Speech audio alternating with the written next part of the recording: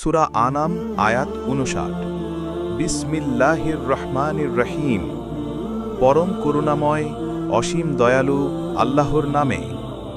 ওয়া ইনদাহু মাফাতিহুল গায়বি লা ইয়ালামুহা ইল্লা হুয়া ওয়া ইয়ালামু মা ফিল বাররি ওয়াল বাহরি ওয়া মা তাসকুতু মিন ওয়ারাকাতিন ইল্লা ইয়ালামুহা ওয়ালা হাববাতিন ফি যুলুমাতিল আরদি ওয়ালা রাতবিন ওয়ালা ইয়াবিসিন ইল্লা ফি কিতাবিম মুবিন। ৫৯ নম্বর আয়াতটিতে আল্লাহ তাআলা তার পূর্ণাঙ্গ এলেম ও সৃষ্টির উপর পূর্ণ নিয়ন্ত্রণ ঘোষণা করেছেন। মাফাতিহু শব্দটি বহুবচন, এর একবচনে মিফতাহু ও মিফতাহু উভয়টি হতে পারে। মিফতাহু এর অর্থ ভাণ্ডার এবং মিফতাহু এর অর্থ চাবি। আয়াতে উভয় অর্থ হওয়ারই অবকাশ আছে, তাই কোনো কোনো তাফসিরবিদ ও অনুবাদক মাফাতিহু এর অনুবাদ করেছেন ভাণ্ডার, আবার কেউ কেউ অনুবাদ করেছেন চাবি। উভয় অনুবাদে সার কথা এক, কেননা চাবির মালিক বলেও ভাণ্ডারের মালিক বোঝানো যায়। ফাথুল কাদির। এখানে চাবি বা ভাণ্ডার দ্বারা বোঝানো হয়েছে সেই সব গুপ্ত বিষয়সমূহ যেগুলো মানুষের সাধ্যের বাইরে। আল্লাহ ছাড়া এগুলো কেউ জানে না। হাদিসে এসেছে গাইবের ৫ চাবি রয়েছে যা কেবল আল্লাহ জানেন। ১. কিয়ামতের সময় কবে হবে। ২. মাতৃগর্ভে কি আছে। ৩. আগামীকাল মানুষ কি উপার্জন করবে। ৪. কোন স্থানে মানুষ মারা যাবে। ৫. কবে বৃষ্টি নামবে। সহিহ বুখারী হাদিস ৪৭৭৮ থেকে প্রমাণিত যে গায়েবের জ্ঞান ও অসীম ক্ষমতা একমাত্র আল্লাহ তাআলার। কে কখন কোথায় জন্মগ্রহণ করবে, কি কি কাজ করবে, কতটুকু বয়স পাবে, কতবার শ্বাস গ্রহণ করবে, কতবার পা ফেলবে, কোথায় মৃত্যুবরণ করবে, কোথায় সমাধিস্থ হবে এবং কে কতটুকু রিজিক পাবে, কখন পাবে, বৃষ্টি কখন কোথায় কি পরিমাণ হবে।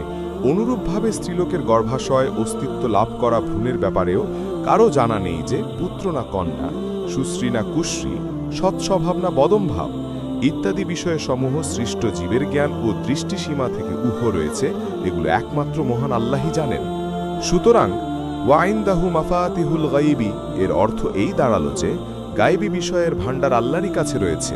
কাছে থাকার অর্থ করায়ত্ত ও মালিকানায় থাকা। উদ্দেশ্য এই যে গায়বী বিষয়ের ভাণ্ডার সমূহের জ্ঞান তার করায়ত্ত এবং সেগুলোকে অস্তিত্ব দান করা, অর্থাৎ কখন কতটুকু অস্তিত্ব লাভ করবে তাও তার সামর্থ্যের অন্তর্গত। কুরআনুল কারীমের অন্য আয়াতে বলা হয়েছে প্রত্যেক বস্তুর ভাণ্ডার আমার কাছেই রয়েছে, কিন্তু আমি প্রত্যেক বস্তু একটি বিশেষ পরিমাণে নাজিল করি। সূরা আল হিজার আয়াত ২১। আয়াতের শেষ অংশে বলা হচ্ছে যে স্থলভাগ ও জলভাগের প্রতিটি ঘটনার খবর আল্লাহর কাছে স্পষ্ট। সমুদ্রের অগভীর থেকে গভীর তলদেশ পর্যন্ত, অরণ্যের অন্তঃস্থল থেকে মরুভূমির বালুকণা পর্যন্ত সবকিছু তার জ্ঞানের অন্তর্ভুক্ত। মাটির ভেতর অদৃশ্য বীজ যেভাবে অঙ্কুরিত হয় তারা প্রতিটি ধাপ আল্লাহ জানেন। বিশ্বে যা কিছু জীবিত, রসযুক্ত এবং যা কিছু মৃত বা শুষ্ক সবই আল্লাহর জ্ঞানের অধীনে। এর মানে হচ্ছে জগতের প্রতিটি অণুপরমাণুর হিসাব তার কাছে স্পষ্ট। সুস্পষ্ট কিতাব, কিতাব মুবিনের অর্থ হচ্ছে লাউহে মাহফুজ, যেখানে আল্লাহ সমগ্র সৃষ্টির লিখিত পরিকল্পনা সংরক্ষণ করেছেন। কোরআন বারবার এ বিষয়ে উল্লেখ করেছে যে কোনো কিছুই আল্লাহর পূর্ব জ্ঞানের বাইরে ঘটছে না। এই আয়াত আমাদের শেখায় আল্লাহর জ্ঞান সর্বব্যাপী ও সীমাহীন। গায়েবের প্রকৃত জ্ঞান কেবল তারই কাছে। মানুষের জ্ঞান সীমিত, আল্লাহ যা জানাতে চান কেবল তাই আমরা জানতে পারি। এই জ্ঞান আমাদের আল্লাহর প্রতি পূর্ণ আস্থা, ভরসা ও তাকওয়ার দিকে ডাক দেয়। অন্যদিকে সিন্ধু আইল্যান্ডের মোজেস মিরাকল ১৯৭৫ সালের পর ব্যাপক পরিচিতি পায়। একজন ফরাসি কূটনীতিক সিন্ধু ঘুরে এসে তার দেশের পত্রিকায় প্রতিবেদন প্রকাশ করেন। এরপর প্রতি বছর হাজারো পর্যটক সিন্ধু ভ্রমণে আসেন মোজেস মিরাকলের টানে। দক্ষিণ কোরিয়ানরা মোজেস মিরাকল বা সাগর দ্বীপ বিভক্তির ঘটনাটি সিন্ধু মিরাকল সি রোড ফেস্টিভ্যাল হিসেবে পালন করে। পর্যটকদের কাছে উৎসবটি দুর্লভ সৌভাগ্যের ও দারুণ উপভোগ্য। সাগরের পানি সরে তৈরি হওয়া রাস্তা থেকে পর্যটকরা শামুক, ঝিনুক, ছোট ছোট মাছ ধরতে পারে। তবে খেয়াল রাখতে হয় সময়ের, কারণ রাস্তাটির স্থায়িত্বকাল মাত্র ১ ঘন্টা। সময় নষ্ট হলেই অনিবার্য মৃত্যু। মোজেস মিরাকলের বৈজ্ঞানিক ব্যাখ্যা হল বছরের মার্চ থেকে জুন পর্যন্ত এই অঞ্চলের সাগরে ভাটার সময়। মনে প্রশ্ন জাগা স্বাভাবিক, কেন প্রতি বছর ওই সময় সাগর দ্বিবিভক্ত হয়? বিজ্ঞানীদের ব্যাখ্যা, পৃথিবীর উপর সূর্য ও চাঁদের আকর্ষণের ফলে জোয়ার ভাটা হয়। এমন জোয়ার ভাটা সারা বছর থাকলেও কেন ওই সময় সাগর দ্বিবিভক্ত হয়? এমন জিজ্ঞাসার সন্তোষজনক জবাব আছে টাইডাল হারমোনিক্স বিষয়ের ধারণায়। বলা চলে, সূর্য, চন্দ্র ও পৃথিবী নিজস্ব কক্ষপথে আবর্তনকালে তাদের অবস্থান এমন এক নির্ধারিত স্থানে এসে দাঁড়ায় যখন চন্দ্র সূর্যের সম্মিলিত আকর্ষণে পৃথিবীর নির্দিষ্ট স্থানে জোয়ারের পরিমাণ অনেক কম থাকে, আর সিন্ধু দ্বীপের ওই স্থান একটু উঁচু হওয়ার সুবাদে পানি সরে গিয়ে কিছুক্ষণের জন্য রাস্তা তৈরি হয়। অন্যদিকে জোয়ার ভাটা হয় আল্লাহর আদেশে। সূর্যের এ ক্ষমতা নেই যে সে চাঁদকে নাগালের মধ্যে পাবে, না রাত দিনকে অতিক্রম করে আগে চলে যেতে পারবে। সূরা ইয়াসিন আয়াত 40। মোজেস মিরাকল নিয়ে দক্ষিণ কোরিয়ায় নানা উপাখ্যান প্রচলিত। বহুল প্রচলিত ঘটনাটি হল, সিন্ধু দ্বীপে অসংখ্য বাঘ থাকত। প্রায়ই বাঘ লোকালয় আক্রমণ করত। একবার বাঘের আক্রমণ থেকে বাঁচার জন্য সবাই মদো দ্বীপে পালিয়ে যায়। শুধু পালাতে পারেননি এক বুড়ি। নিরুপায় বুড়ি লোকবিশ্বাসে সাগর দেবতার কাছে আর অসহায়ত্বের আরতি জানান। দেবতা তাকে সান্ত্বনা দিয়ে জানায় পরদিন সাগরে রংধনুর মতো পথ দেখা যাবে। পরদিন বুড়ি সাগর পাড়ে গিয়ে দেখেন ঠিকই সাগরের মধ্যে দিয়ে একটি পথ তৈরি হয়েছে। বস্তুত মোজেস মিরাকল ও লোকজ ভাবনায়ও জ্ঞানীরা নিজের ক্ষুদ্রতা খোঁজেন। আপন উচ্চারণে বিপুলা এ পৃথিবীর কতটুকু জানি। দেশে দেশে কত না নগর রাজধানী, মানুষের কত কীর্তি, কত নদী গিরি সিন্ধু মরু, কত না অজানা জীব, কত না অপরিচিত তরু। শিক্ষককে বলা হয় জাতির নির্মাতা, তবে শিক্ষক থেকে সঠিকভাবে জ্ঞান অর্জনের জন্য ছাত্রের পক্ষ থেকে বিনয়, ভদ্রতা ও শ্রদ্ধা এবং শিক্ষকের পক্ষ থেকে হিতকাঙ্ক্ষা, স্নেহ ও দিক নির্দেশনা অপরিহার্য। ছাত্র শিক্ষক সম্পর্ক ইসলামে পারস্পরিক দায়িত্ব, সম্মান, ভালোবাসা ও শ্রদ্ধার উপর প্রতিষ্ঠিত। এই সম্পর্ক যত সুন্দর হবে ততই জ্ঞানার্জন হবে কার্যকর ও ফলপ্রসূ। নবী সাল্লাল্লাহু আলাইহি ওয়াসাল্লাম একজন আদর্শ শিক্ষক। প্রিয় নবী সাল্লাল্লাহু আলাইহি ওয়াসাল্লাম ছিলেন মানবতার সর্বশ্রেষ্ঠ শিক্ষক। তিনি নিজেই ঘোষণা করেছেন, আমি তো শিক্ষক হিসেবে প্রেরিত হয়েছি। সহি ইবনে মাজা হাদিস 225। তার শিক্ষাদান পদ্ধতি ছিল অতুলনীয়। তিনি কখনো শিক্ষার্থীদের উপর কঠোরতা প্রদর্শন করেননি। সাহাবী মুয়াবিয়া ইবনে হাকাম রাদিয়াল্লাহু বলেন, একবার আমি রাসূলুল্লাহর সঙ্গে নামাজরত ছিলাম। হঠাৎ এক ব্যক্তি নামাজের মধ্যে হাঁচি দিল। প্রতি উত্তরে আমি ইয়ারহামুকাল্লাহ বললাম। লোকজন তখন আমার দিকে চোখ তুলে তাকাচ্ছে। আমি বলে উঠলাম, আপনাদের কি হয়েছে?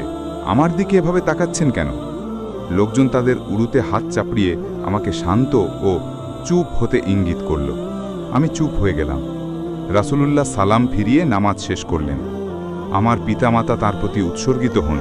তার মতো এত উত্তম ও সুন্দর শিক্ষাদানকারী কোনো শিক্ষক তার আগে কাউকে দেখিনি এবং তার পরেও দেখিনি।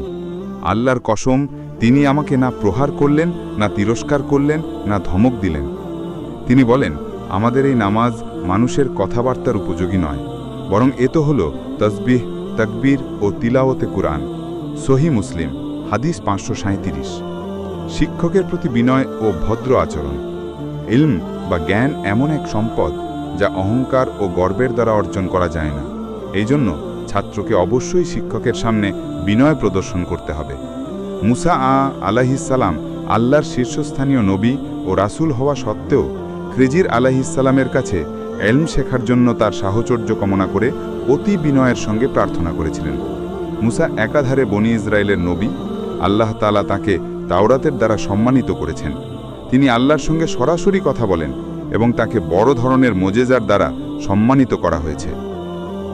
এত মর্যাদার অধিকারী হয়েও তিনি খিজিরের সঙ্গে যে বিনয় প্রদর্শন করেছেন তাতে বোঝা যায় ছাত্র শিক্ষকের মধ্যে বিনয়, ভদ্রতা ও নম্রতার আচরণ একান্ত কাম্য। আল্লাহ তাআলা বলেন, মুসা তাকে বললেন, আমি এ উদ্দেশ্যে আপনার অনুগমন করতে পারি যে ইলম শিক্ষা দেওয়া হয়েছে আপনাকে তার থেকে আমাকে কিছু কল্যাণকর বিষয়ে শিক্ষা দেবেন, অর্থাৎ অনুমতি হলে কয়েকদিন আপনার সঙ্গে থাকি এবং আপনাকে যে বিশেষ জ্ঞান দান করা হয়েছে তার কিছু অংশ অর্জন করি।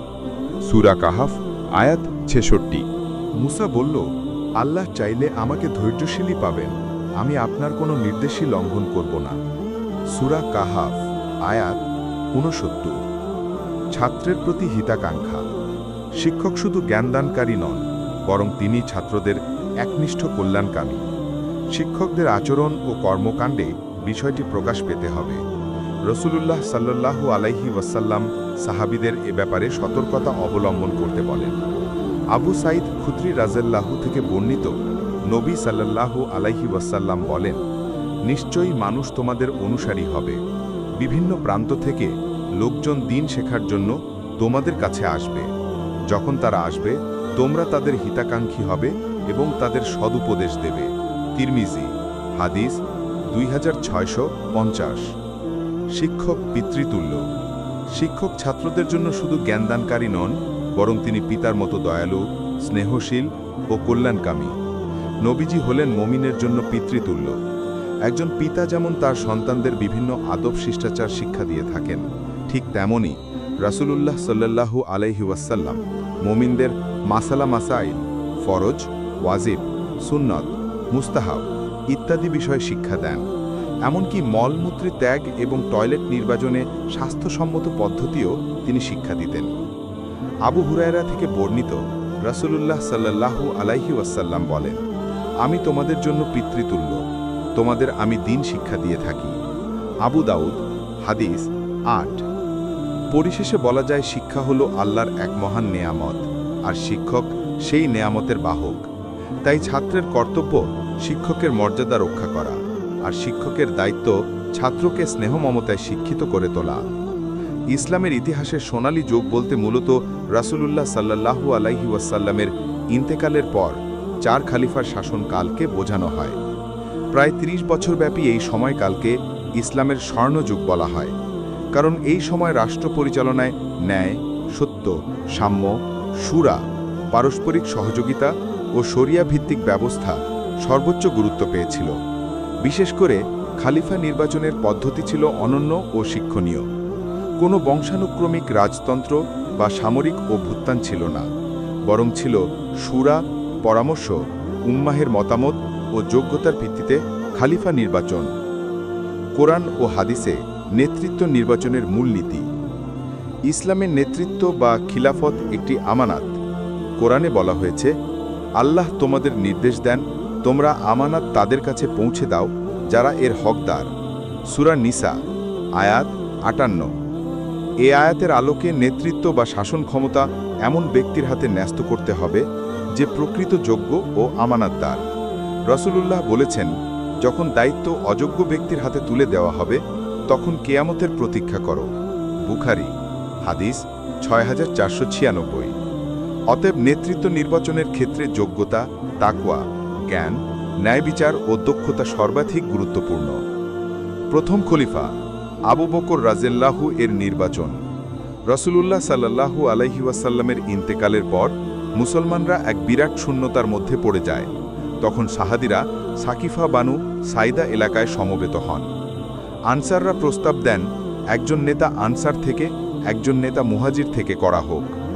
এ সময় ওমর রাদিয়াল্লাহু ও আবু উবাইদা রাদিয়াল্লাহু আবু বকর রাদিয়াল্লাহু এর হাত ধরে বলেন, আমাদের মধ্যে রাসূলুল্লাহ ইমাম বানিয়েছিলেন তাকেই, সুতরাং আমরা তাকে নেতা মানতে সবচেয়ে বেশি উপযুক্ত।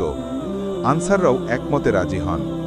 সবার সম্মতিতে আবু বকর রাদিয়াল্লাহু প্রথম খলিফা নির্বাচিত হন। 1. শুরা বা পারস্পরিক পরামর্শের মাধ্যমে সিদ্ধান্ত। 2. মুহাজির ও আনসারদের সর্বসম্মতি।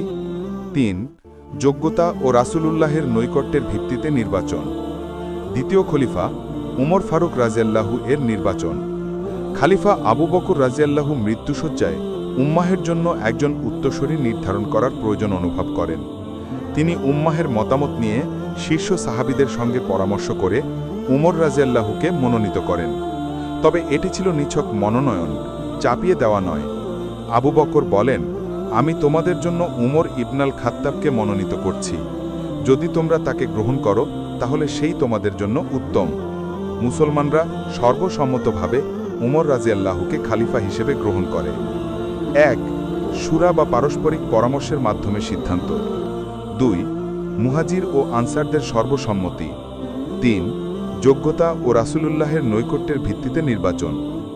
তৃতীয় খলিফা ওসমান গনি রাদিয়াল্লাহু এর নির্বাচন। খালিফা ওমর রাদিয়াল্লাহু ইন্তেকালের আগে খালিফা নির্বাচনের জন্য 6 জন বিশিষ্ট সাহাবীর একটি শুরা পরিষদ গঠন করেন। সদস্য ছিলেন 1. ওসমান ইবনে আফফান রাদিয়াল্লাহু, 2. আলী ইবনে আবি তালিব রাদিয়াল্লাহু, 3. আব্দুর রহমান ইবনে আউফ রাদিয়াল্লাহু, 4. সাদ ইবনে আবি ওয়াক্কাস রাদিয়াল্লাহু, 5. জুবায়ের ইবনে আওয়াম রাদিয়াল্লাহু, 6. তালহা ইবনে উবাইদা রাদিয়াল্লাহু। এই কমিটি পরামর্শ করে সিদ্ধান্তে পৌঁছায়। আব্দুর রহমান ইবনে আউফ রাদিয়াল্লাহু মুসলমানদের মতামত সংগ্রহ করেন। বেশিরভাগের মত ছিল ওসমান রাদিয়াল্লাহু, সুতরাং সর্বসম্মতিক্রমে তিনি তৃতীয় খলিফা নির্বাচিত হন। 1. নির্বাচনী পরিষদ বা শুরা। 2. মুসলমানদের মতামত গ্রহণ। 3. সংখ্যাগরিষ্ঠ মতের ভিত্তিতে খলিফা নির্বাচন। চতুর্থ খলিফা আলী রাদিয়াল্লাহুর এর নির্বাচন। ওসমান রাদিয়াল্লাহু এর শাহাদতের পর মুসলমানরা গভীর সংকটে পড়ে। তখন মদিনার জনগণ ও সাহাবীরা আলী রাদিয়াল্লাহুকে খলিফা হতে অনুরোধ করেন। তিনি প্রথমে অস্বীকৃতি জানান, কিন্তু উম্মাহর চাপ ও ঐক্যমতে অবশেষে দায়িত্ব গ্রহণ করেন। 1.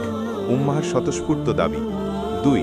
সাধারণ জনগণ ও সাহাবীদের সম্মিলিত বায়াত। 3. সংকটকালে ঐকমত্যের ভিত্তিতে নির্বাচন। সোনালী যুগের খলিফা নির্বাচন পদ্ধতি এ কমিটি পরামর্শ করে সিদ্ধান্তে পৌঁছায়। 1. শুরা ও পরামর্শ। প্রতিটি নির্বাচনে শীর্ষ সাহাবীদের পরামর্শ ও সাধারণ মুসলমানদের মতামত গুরুত্ব পেয়েছে। 2. যোগ্যতার ভিত্তি। বংশ বা সম্পদের ভিত্তিতে নয়, তাকওয়া, জ্ঞান, নেতৃত্বগুণ ছিল মূল শর্ত। 3. সর্বসম্মতি বা সংখ্যাগরিষ্ঠ মত।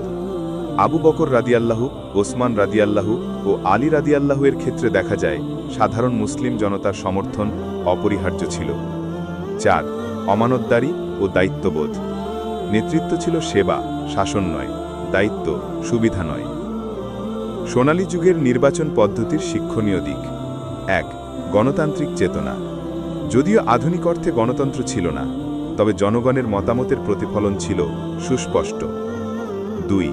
ক্ষমতার শান্তিপূর্ণ হস্তান্তর।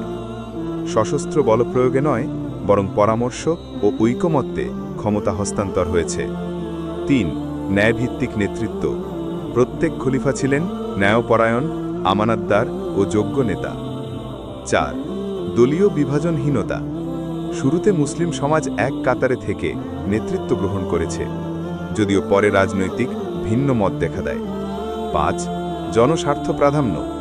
প্রতিটি নির্বাচনেই মুসলিম উম্মার কল্যাণ ছিল মুখ্য বিবেচ্য। ইসলামের শিক্ষা। সোনালী যুগের খলিফা নির্বাচন পদ্ধতি ছিল মানব ইতিহাসে এক অনন্য দৃষ্টান্ত। এখানে রাজতন্ত্র বা বংশানুক্রমিক শাসন ছিল না, ছিল না একনায়কতন্ত্র বা ক্ষমতার জবরদখল, বরং ছিল পরামর্শ, যোগ্যতার মর্যাদা, জনগণের মতামত এবং ন্যায়নিষ্ঠ নেতৃত্বের প্রতি আনুগত্য। ইসলামের মূল শিক্ষা হল নেতৃত্ব একটি আমানত, যা শুধু যোগ্য ব্যক্তির হাতে কাস্ত হতে হবে। আজকের পৃথিবীতে রাজনৈতিক অস্থিরতা, স্বার্থান্বেষী নেতৃত্ব ও ক্ষমতার দ্বন্দ্ব দূর করতে চাইলে সোনালী যুগের খলিফা নির্বাচন পদ্ধতি থেকে শিক্ষা নেওয়া অপরিহার্য। পরিশেষে বলা যায়, খলিফা নির্বাচন পদ্ধতির এই ইতিহাস শুধু মুসলমানদের জন্য নয়, বরং সমগ্র মানবজাতির জন্য একটি দিক নির্দেশনা, যা ন্যায়, সাম্য ও মানব কল্যাণের আদর্শ প্রতিষ্ঠায় সহায়ক। একজন মুসলিম ঘুমন্ত বা সজাগ যে কোনো সময় ভয়ভীতিতে আক্রান্ত হতে পারেন। রাসূল সাল্লাল্লাহু আলাইহি ওয়াসাল্লাম ভয়ভীতি ও শয়তানের কুমন্ত্রণা থেকে মুক্তির জন্য বিভিন্ন জনকে এই দোয়াটি পড়তে বলেছেন। আউযু বিকালিমাতিল্লাহি তাম্মাতি মিন গাদাবিহি ওয়া ইকাবিহি ওয়া শাররি ইবাদিহি ওয়া মিন হামাজাতিশ শায়াতিন ওয়া আন ইয়াহদুরু। উচ্চারণ: আউযু বিকালিমাতিল্লাহি তাম্মাতি মিন গাদাবিহি ওয়া ইকাবিহি ওয়া শাররি ইবাদিহি ওয়া মিন হামাজাতিশ শায়াতিনি ওয়া আন ইয়াহদুরুন। অর্থ: আমি আল্লাহর পরিপূর্ণ বাক্যের মাধ্যমে আশ্রয় চাই, তার ক্রোধ থেকে ও শাস্তি থেকে, এবং তার বান্দাদের অনিষ্টতা থেকে এবং শয়তানের কুমন্ত্রণা থেকে এবং তাদের উপস্থিতি থেকে। আব্দুল্লাহ বিন আমর বিন আস রাদিয়াল্লাহু বর্ণনা করেছেন, রাসূল সাল্লাল্লাহু আলাইহি ওয়াসাল্লাম ভয়ার্থ ব্যক্তিদের এই দোয়া শেখাতেন। আবু দাউদ হাদিস 3893, তিরমিজি হাদিস 3538। বাকি অংশ দেখার জন্য আমাদের চ্যানেলটি সাবস্ক্রাইব করুন এবং পাশের বেল আইকন চাপুন, যাতে পরের এপিসোড প্রকাশ হলে সবার আগে দেখতে পান।